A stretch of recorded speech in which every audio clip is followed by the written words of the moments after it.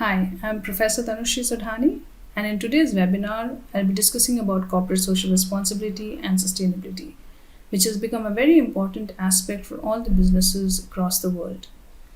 In this webinar, I'll be discussing about how CSR and sustainability has become an integral part of business growth and how these two factors are actually driving the businesses to enhance their values. We all know that corporate social responsibility is a management concept which actually relates to integrating the social and the environmental concerns with the business operations and also integrating these two factors, that means the social and environmental concerns, with the interactions to the stakeholders. So first, let's see the perspective of some global top leaders, that why CSR is required for the firm.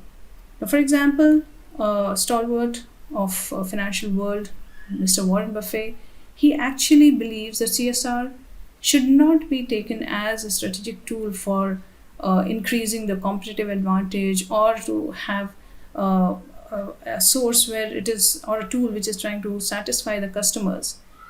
He says it should be an integral part of the business to have a long-term sustainability. Similarly, our own Mr. Azim Premji, he also feels that CSR should be an integral part of the business. It should come from within. All the businesses should have CSR as something where they are not trying to promote the businesses using CSR as one of the tools. Therefore, he feels that it should not be legally mandated. The companies who are implementing CSR or who are entering into the sustainability path, they should actually feel the need. They should feel the need to give back to the society. And that's how CSR can become successful and sustainable in the long run. There are lots of research which has been conducted on CSR over the past few decades, and there has been a validation that CSR, of course, helps the businesses to gain strength, gain value in the long run. For example, if we see that a good CSR can actually create a very strong bonding, a very strong relationship between all the stakeholders of the businesses and the companies. Because good CSR, a good structured CSR, actually shows the responsibility of the companies towards the environment. This, not only environment, to all the stakeholders. So this actually builds in the confidence in the stakeholder to get related to the company in a stronger way. So this definitely strengthens the bonding. Of course, there is, when you are thinking about improvement, when you are thinking about the changes, when you're thinking about adaptability to the changes in the environment or the society as a whole, there would be a lot of innovations that will come into picture. The companies would want to upgrade themselves, be in tune with what is happening around them. So all these things actually help the companies to grow in a long run. This, in turn, definitely attracts more talent, a good talent towards the company, because human resource also feels that we should be attached to the companies which are ready to change, which are ready to innovate, which are ready to become more responsible towards the society as a whole. So these are certain research, many research actually, which have given a thought process in our business world, that these are certain things which also leads to a sustainable business and growth in future. We can see that there is motivation in the employees if the businesses have a very good sustainable CSR implementations. Now, one very important thing that has come off late, that this CSR, a good structured CSR, can actually mitigate risk of future. If the companies are strong, and if the companies are responsible towards the ecology, towards society as a whole, and towards the planetary ecosystem as a whole, they are actually mitigating the risk of lots of issues that can come up in future. For example, we saw in pandemic there were many small businesses that crumbled down because they were inherently not strong, and they were not integrating their policies or their business operations vis-a-vis the society as a whole, or vis-a-vis the planet as a whole. So that is something which the companies need to look at and work on. And the research has actually validated this fact. Of course, stakeholders, management, satisfaction of the stakeholder, etc., credibility of the companies increase. Stakeholders who feel that the companies are responsible towards the society as a whole or the environmental as a whole are going to maintain this in the long run, and this actually will lead to good growth and valuation of the firms in future. This definitely leads to for us to understand what exactly, how do we define now definition of sustainability. There are many versions, there are many things, but basically all the stakeholders being responsible, act responsibility, coming together, act ethically, and work towards the growth of the firm and the growth of all the stakeholders. Now we have to understand that we are not saying only the stakeholders which are directly attached. There are many stakeholders which are indirectly attached. The society as a whole, the community as a whole, everyone is getting impacted by the operations of the business or by what the company is giving back beyond the growth and profits. So, how do companies understand that what should be their goals? There could be many, perspective. There could be many ways to understand it. Is sustainability, is it a precondition to have a specific structure, or it is a custom that they need to attach to in the communities, and which is created by communities and societies, or is it something which is it is just an economic and environmental goal which they are trying to achieve and creating instruments accordingly? Is it a finality? Is it the end state? That means companies create a sustainable structure once and that's done. The final act is over. Is it that, or is it something, a continuous process? Is it a continuous socio-economic process which the companies need to adhere to? So these are certain things the companies need to actually visualize beforehand in their vision, mission, or whatever. They need to understand that how exactly are they going to move ahead. But definitely the thought process of CSR sustainability has to come at the strategic level. It has to be an integral part of the business strategies. We from here integral part, when we say what exactly companies are looking at, so we cannot ignore certain factors or certain things which the companies need to completely focus on. For example, these are certain factors which help the businesses to run. Now, in this, strong corporate governance, definitely ethical, you being ethical, you have a complete, proper, structured governance running the business, your responsibility towards a stakeholder, profit growth, creating shared values, everything becomes very important. But the foremost thing which companies need to understand is their commitment towards the society, the company's commitment towards the planetary ecosystem as a whole. You cannot ignore this core, which is commitment to the society and the planet.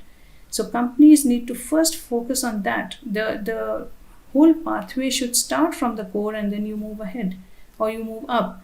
So this is something which most of the firms globally need to understand and they need to work on to have a good sustainable growth, a good sustainable CSR, and which definitely is going to help them in future to increase the valuation too.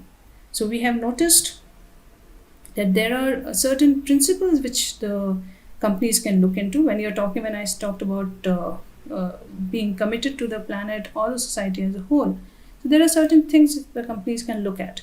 For example, I'm just giving some pointers here. There are this could be added on or deleted or whatever.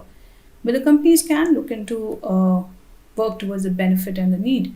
You're trying to understand your orientation of CSR is towards what goal?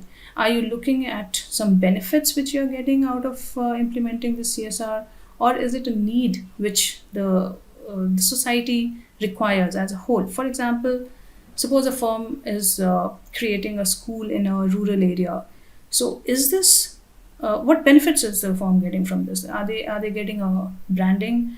Is the reputation at stake, or this is a promotional event or something like that? Or is this school required by the rural area? Is this a need?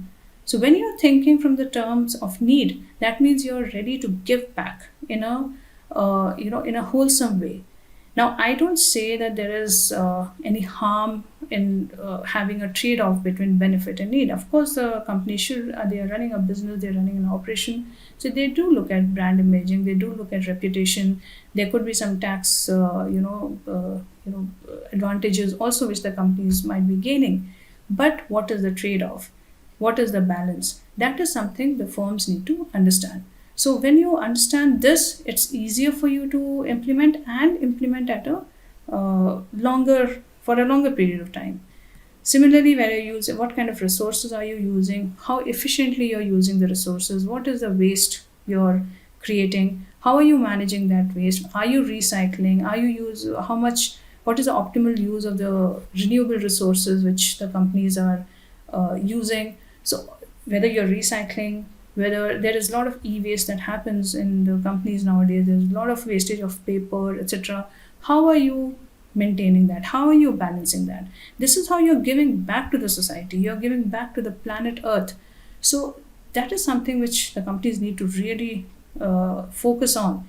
You need to focus on how much are you adapting to the change that is happening around you. You cannot be an orthodox firm and you continue to do lots of wastage, spoilage, and all those things. You need to understand management. There's waste management, there's water recycling that happens. You're talking about electricity usage. All those things need to be adapted to. All the things, companies need to be flexible in these terms. Of course, that will relate to the tolerance which the companies have to the changes, because sometimes the change may be quite disruptive. The change may, in the short run, may be actually difficult to adapt to. But you need to be tolerant to that. The fault does not mean the mistake only. Fault also means that a disruption, a change, a drastic change. So how companies would adapt to that is something they need to look at. They need to be prepared for this. As I already told you earlier, it is like a risk mitigating tool. So that these are certain things which you have to look into, and eventually you're looking into your generation of employment. You're looking at the incomes which you're generating, what kind of quality of life you're giving to the society as a whole too, not only your employees or yourself. So the responsible firms need to look at many of these principles, many of these factors, and then they can actually work on it accordingly. Globally, there has been a paradigm shift. Globally, the global community has understood the importance of CSR and how this is actually leading to a sustainable growth for the firms, how important this is. You have a commitment, the organizations have a commitment not only towards to themselves or to their closest internal, external stakeholders, but to the society as a whole. And we have seen players like, there are top global players, this is the 2020 data, who have a very high CSR reputation. And we can see that these firms also have very high valuation. For example, Lego in 2020 was approximately valued at 7.54 billion, which in 2015 was 5.4 billion. Microsoft increased almost 40% in their valuation from 2019 to 2020. So we see that these companies are very highly valued, plus they have very high CSR reputation. They are very high on sales. So as I showed you, these are the top 10 CSR reputation companies globally. So are they looking at CSR to increase their valuation? I don't think so. These firms are actually building the CSR reputation as a separate entity. It is a part of their business. It is a part of their business strategy. So they are not pulling in CSR as an image creation or a reputation creation tool. So that is something which the companies need to look at, and they need to understand that. And as you grow, as you have a strong sustainable CSR, as your CSR framework strengthens, so does your value, because you are creating a sustainable growth in future. We have similar companies in India which are very high on CSR, and they have a lot of all these companies are very highly valued. So we all know about Infosys, ITC, Wipro, Vedanta. All these companies are very high on CSR reputation, plus their market value, market share, etc. also is pretty high. So they are sustaining a very good growth. They are sustaining a good value, plus they have integrated CSR in their operations. So which helps them to have a good growth in future. So some drivers which we can look at, global drivers which helps in sustainability, could be your, again I'm giving a few pointers here. Why companies think about doing all this CSR and sustainability could be because of very high amount of industrialization that's happening across the globe. This is leading to toxicity, pollution. This is leading to a lot of industrial waste coming out. So which in turn is slowly depleting the goodness of our environment. So that is something the global firms, the top global companies are realizing, and they are trying to give back accordingly. They are trying to reduce all these toxicity from the environment. There could be a lot of interconnection between the stakeholders of the society. We all know that you have a society in the west, you have a society in the east, but there is an interconnection. There is a lot of interconnection. So no one is ignoring anyone. So if something happens in one part of the world, does impact the companies in the other part of the world too. So that is something which again drives sustainability structures from the firms, because they need to work on how the businesses are getting impacted due to different locations, different stakeholders, and all those kind of things, and the interactions between them. The technology is constantly and very vigorously changing all the time. So that again, leads to a lot of innovations, a lot of research, a lot of attraction towards the change, towards adaptability. So that again leads to good sustainability, implementations. Now we all know that if one part of the world is poor, one part of the world has a population explosion, doesn't mean that that's not going to impact the other part of the world, which is rich and which is fully developed. So the entire world is one globe now. It's one family. So the companies or the organizations need to understand that if you're running the business at your own home location, does not mean that the other location, which is actually could be your market or is a market right now, or it may not be a market, but it is also running a business. It is surviving. That is not going to impact you. So also to understand these things, companies need to work on the globe as a whole. They have to become the global player. They have to strategize accordingly so that the sustainability factors which they want to implement or which they want to integrate in the businesses can be done successfully. Is it difficult? Is my next question. Do you think the organizations become very they should get scared because of these factors, because it looks too big?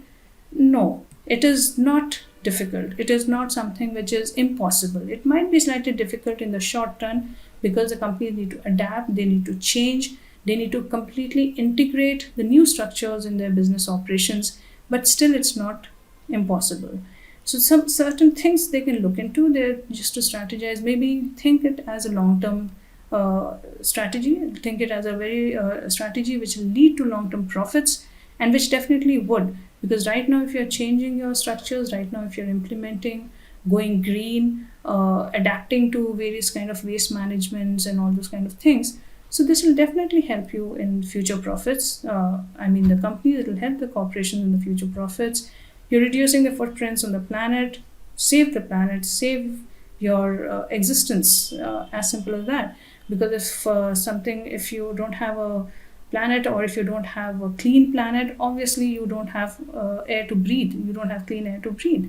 So there is a responsibility of all the citizens, of all the organizations. Since I'm talking from management perspective, all the organizations have this responsibility to reduce their footprint, to clean the entire planet, have a good sustainable life for the organization and for everyone else. Because we are a very small part of this planet. There are many other, but we are the ones which are actually creating a huger disturbances. Eventually, obviously, you look at the well-being of the workers and the community as a whole, which again is a sustainable structure for the firm. So if the firms are looking from this point of view, this might trigger an understanding that this is something which is required for the firm in the long run.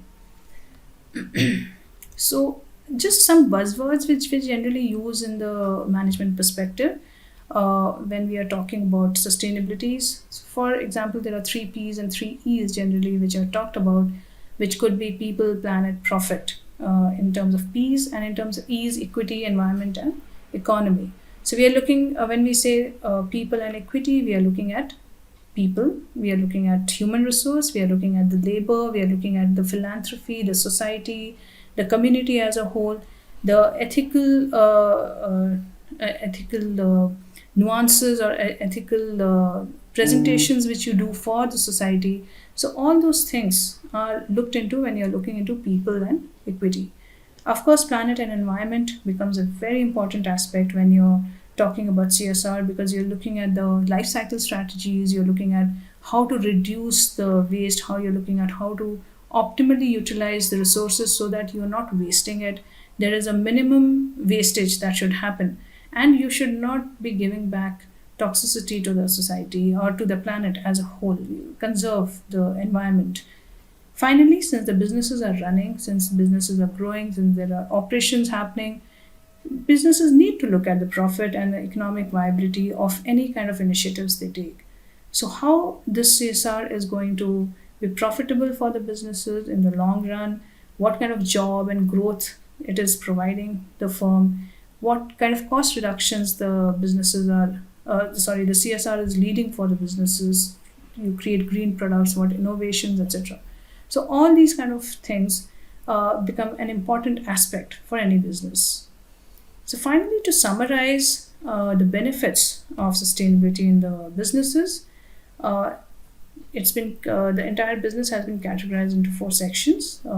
We have financial benefits, we have benefits related to customers, benefits related to operations, and the organization as a whole. For example, the financial benefits could be, as I told you, when you're innovating, when you're adapting, when you're changing, there could be a lot of operating costs that reduces from that. You are recycling, you're reusing your products, you are not wasting. So this definitely reduces the cost for the firms and increases the revenues. Customers, you have new products, you have you have a better reputation. So obviously, customers want to get attached to the firms who have a good reputation, because credit worthiness of the firms increase. The more responsible you are, the more confident the customers become towards you. So that is something which will give a higher customer satisfaction, and definitely there will be new market opportunities created due to that. Increases the market share in turn. In operation, I already told you there would be process innovations, so that definitely would have a improved yield of the resources.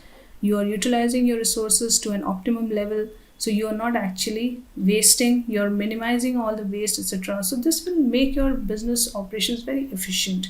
So this is something which the firms need to understand. uh, Overall organization, as we had discussed earlier, the employees are very satisfied, or employees become happy when they feel that the organization is responsible, not only towards their internal stakeholders or the closest stakeholders, but also towards the society as a whole. Because businesses are, if you're responsible towards the society as a whole, or community, or the planetary ecosystem, you're trying to show that you're there for the long run. You are strong, you are inherently going to run the business to a very high growth and high value. So these kind of things make the organization very respectable, and employees are generally very happy to be related or to be attached to these firms. They have better stakeholder relationships. Uh, as a total organization, when I told you that you're reducing the waste, you're creating a very strong CSR framework, you are reducing the risk of future. There is you're mitigating the risk of certain kind of contingencies or disruption that may happen in future. So this way, you're strengthening the businesses and increasing the value too. So those are some benefits which the companies can look at when they think about going the CSR way or increasing the sustainability or the growth in future. There has been a lot of studies that were conducted in past, and there was one study, I think a couple of years back, where Accenture had done a study for the global firms, and they had studied the top CEOs. 90%, 97% of the CEOs, in fact, they felt that there is a change that is happening. There is a wave that is emerging towards conscious consumerism. So when your consumers are become conscious, when your consumers are become responsible, the firms in turn have to be more responsible towards the society, towards the planet. So there is a paradigm shift that is required towards the sustainability to have a good growth in future for the firms and to have a sustainable growth. And that is something which we all have to look at. We have seen during pandemic the kind of scale destruction that has happened, the kind of immense pressure the small and medium sized businesses have felt. But now, since as slowly when the things come back to normal, I think all the businesses need to get a wake up call now. They have already got a wake up call, and they need to understand that before anything else shakes them up, they have to have a good strategic CSR framework implemented for the businesses to run profitably and to a sustainable growth in future. Thank you so much.